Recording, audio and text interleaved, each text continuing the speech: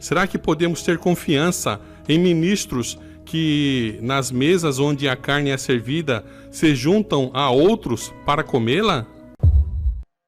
Estão mudando a forma de comer.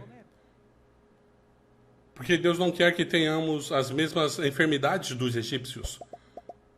Nas Filipinas me perguntaram, uma senhora inocentemente, eu acabo de entrar na igreja, foi a mensagem de saúde que me trouxe à igreja. Eu comecei a escutar a mensagem e me dei conta que Deus bom é esse que preparou essa mensagem. Eu aceitei a mensagem adventista e me batizei. E quando me levantei para dizer graças a Deus que me trouxe aqui, pela mensagem de saúde, e me disseram, cale-se, não se fala disso aqui nessa igreja. Eu não entendi, o pastor me disse que não posso. E quando pergunto a alguém, caladinha, por favor, não diga nada. Mas se está por todo lado, eu não entendo, por isso entrei na igreja. Me perguntou, meu pastor come carne e não quer que fale sobre vegetarianismo. E ela me perguntou isso na frente de 30 pessoas e eu tinha que responder. Eu falo que não se fala disso, irmã, por favor. O que eu falo? Eu disse o que diz o Espírito de profecia. Sabe o que ele diz? Não se pode confiar em um pastor que come carne. Eu sou de uma família, eu aqui nos Estados Unidos tenho um primo que é presidente de união, e ele come carne até sair pelo nariz. E meu pai o agarrou pela orelha outro dia. Ele é presidente de uma união nessa divisão. Pegou pela orelha e disse, vem cá, você é meu primo. Ninguém vai te dizer isso, porque ninguém diz a um presidente de união o que eu vou te dizer. Mas você é meu primo. O Espírito de profecia diz que não se deve confiar em nenhum pastor que come carne. E você, eu estou sabendo que você é carnívoro, come carne. Vai para a Argentina, faz campanha e come um monte de carne. E esse não é o plano para um líder de Deus. E como você vai se defender diante de Deus quando você está violando os princípios e você é um líder da igreja? E o presidente o que disse? Meu primo, o Espírito de profecia diz isso? Sim, diz assim, meu primo, por favor. E meu pai o fez lembrar de seu irmão. O irmão dele era oficial da Marinha, the Marine. Não era cristão. Ele 2 vezes saltou de paraquedas e o paraquedas não abriu. Puxou o reserva e não abriu. E ele salvou sua vida caindo em cima de outro paraquedas e em cima de outro soldado. Desceu pelas cordas e se agarraram um no outro e se salvaram. 2 vezes. E meu pai se deu conta que Deus o havia salvo 2 vezes. E meu pai escreveu uma carta e disse, querido primo, você é oficial, você é líder de homens, e não de qualquer um, mas dos Marines, dos mais fortes. Mas, meu querido primo, Jesus está vindo logo, e Deus te ama, e te quer salvar. Eu quero te chamar ao arrependimento. Hoje é o dia da tua salvação. Sabe o que o oficial fez? Parou o carro, saiu do carro, se ajoelhou e ali mesmo aceitou o Senhor Jesus. Chegou a ser comportor e depois a ser pastor ordenado. E meu pai disse a seu primo, teu irmão foi mais fiel à mensagem que você.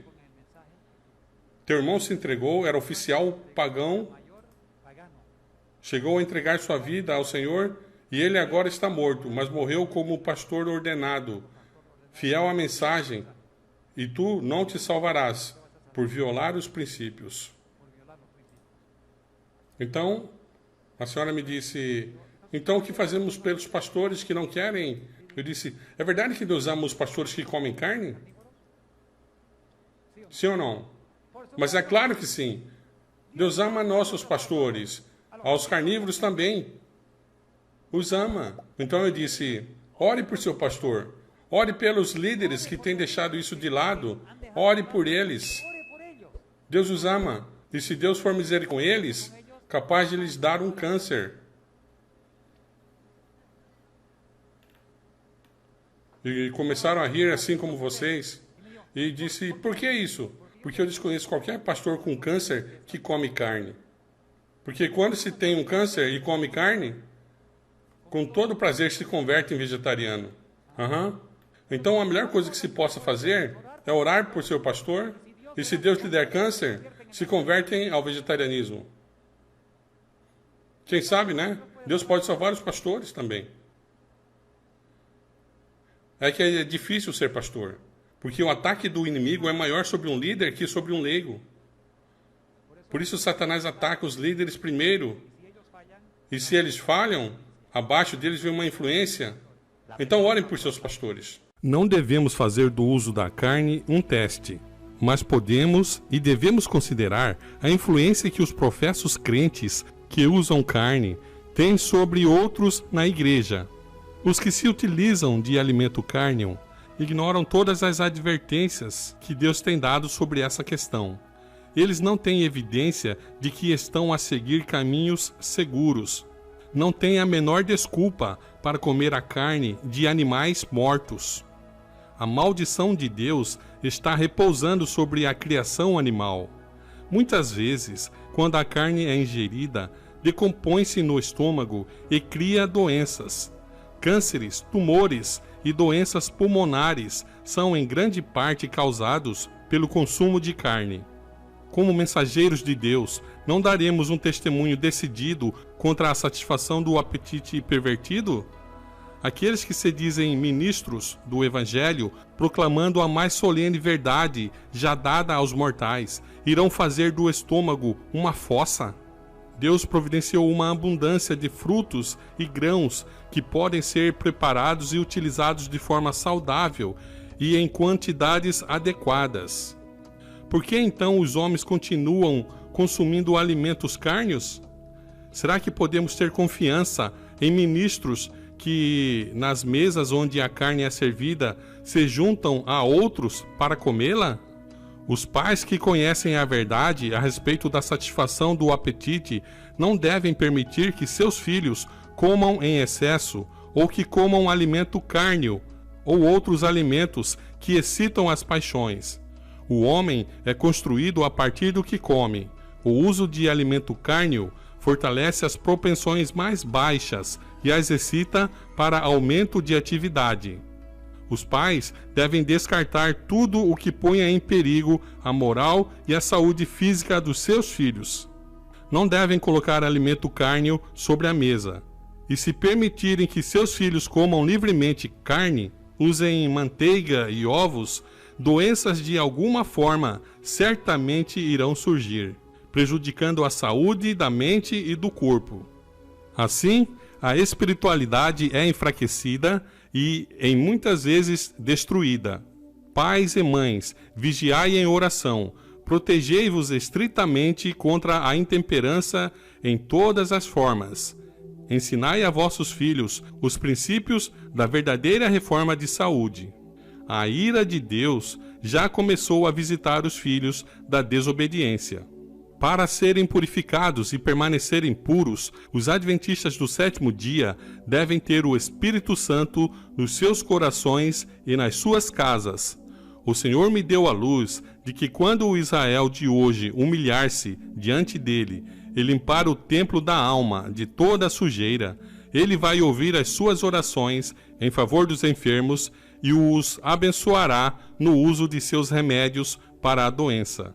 Quando em fé o agente humano fizer tudo quanto pode para combater doenças, valendo-se dos métodos simples de tratamento que Deus providenciou, os seus esforços serão eficazes.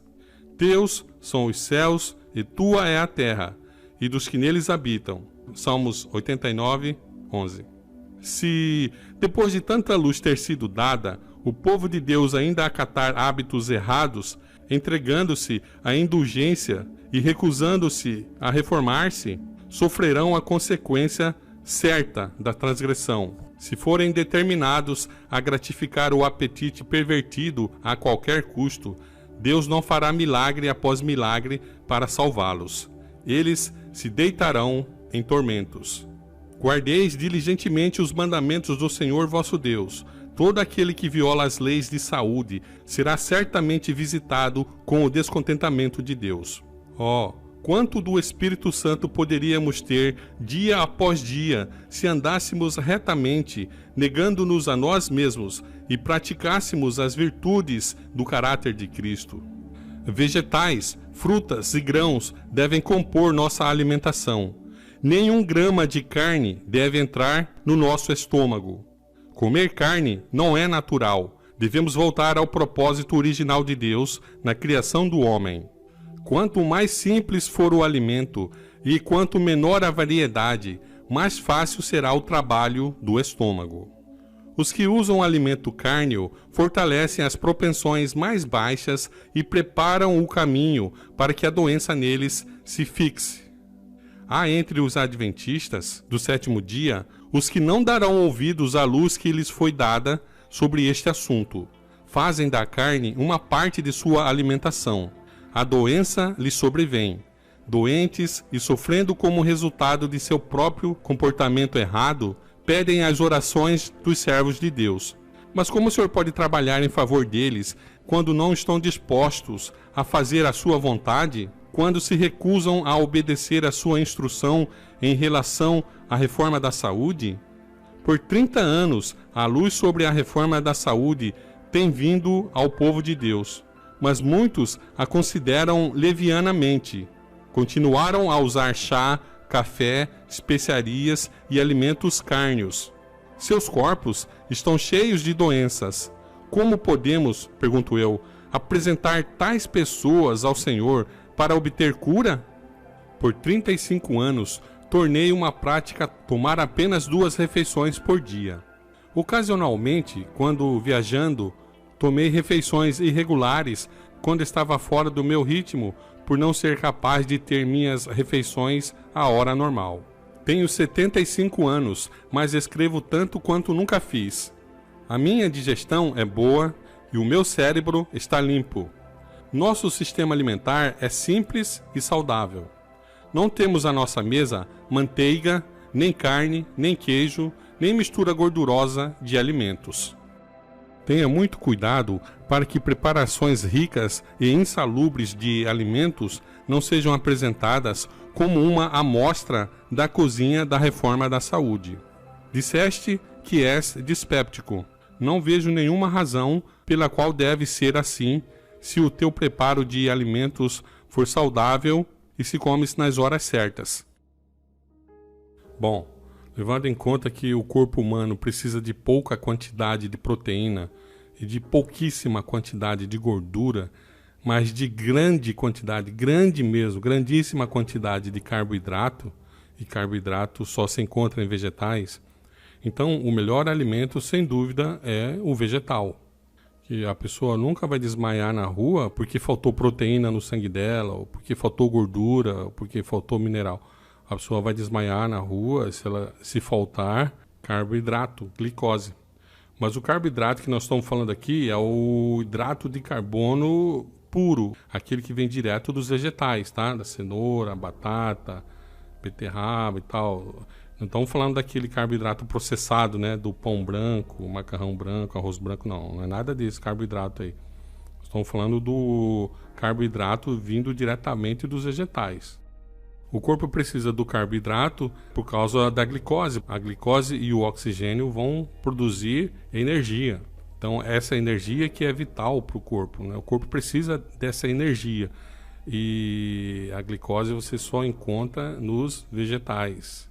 Então, se a pessoa tem uma alimentação saudável, rica em carboidrato, o carboidrato natural, vegetal, não processado, com pouca proteína, pouquíssima gordura, com enzimas, vitaminas e os minerais, bastante água, certamente a pessoa não vai precisar de carne.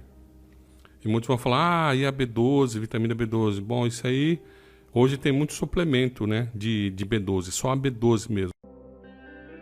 O Senhor te abençoe e te guarde. O Senhor faça resplandecer o seu rosto sobre ti e tenha misericórdia de ti. O Senhor levante o seu rosto sobre ti e te dê a paz.